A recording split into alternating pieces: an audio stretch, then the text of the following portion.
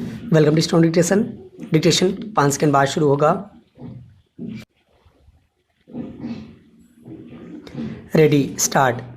भर्तृहरि ने कहा है, साहित्य, संगीत और कला अर्थात शिक्षा के बिना मनुष्य साक्षात पशु है। यह कथन पूर्णतः सत्य है। मनुष्य की पशुता से मनुष्यता की यात्रा शिक्षा द्वारा प्रारंभ होती है।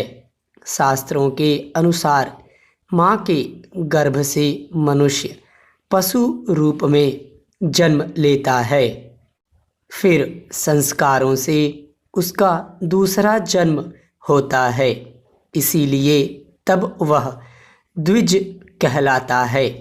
सबसे बड़ा संस्कार शिक्षा है। यह शिक्षा औपचारिक भी होती है और अनौपचारिक भी। मानव जीवन की इस यात्रा में इन दोनों प्रकार की शिक्षाओं में आचरण की शिक्षा की भूमिका सबसे प्रभावशाली होती है, जिस पर दुर्भाग्यवश कम ध्यान दिया जाता है, पर इसका प्रभाव सामने वाले पर सबसे ज़्यादा पड़ता है, क्योंकि इसकी संप्रेषण क्षमता सर्वाधिक होती है।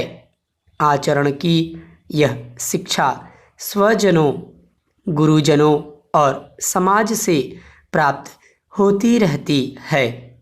बच्चा आचरण की शिक्षा सर्वप्रथम अपने माता पिता से, संबंधियों से और फिर हर उस व्यक्ति से प्राप्त करता है जो उसके संपर्क में आते हैं।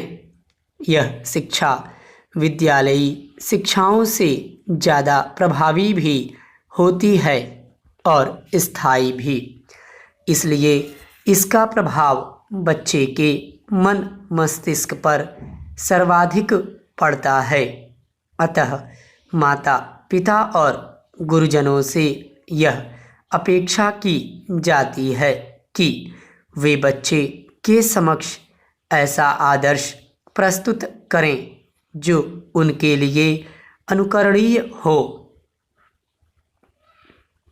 गीता में आचरण की शिक्षा के संबंध में कहा गया है कि इस जगत में श्रेष्ठ जन जैसा आचरण करते हैं, वही आचरण अन्य लोग भी करते हैं, क्योंकि विद्वानों का आचरण प्रमाण होता है।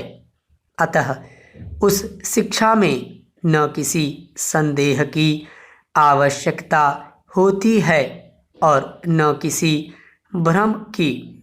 आचरण की शिक्षा की यह पाठशाला कभी बंद नहीं होती और न इसका पाठ कभी समाप्त होता है।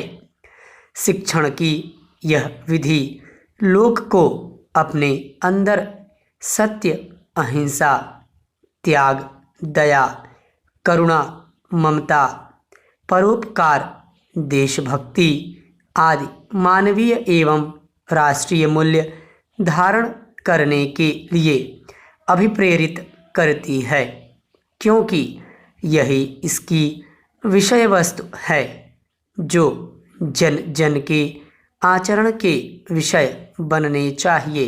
स्टॉप।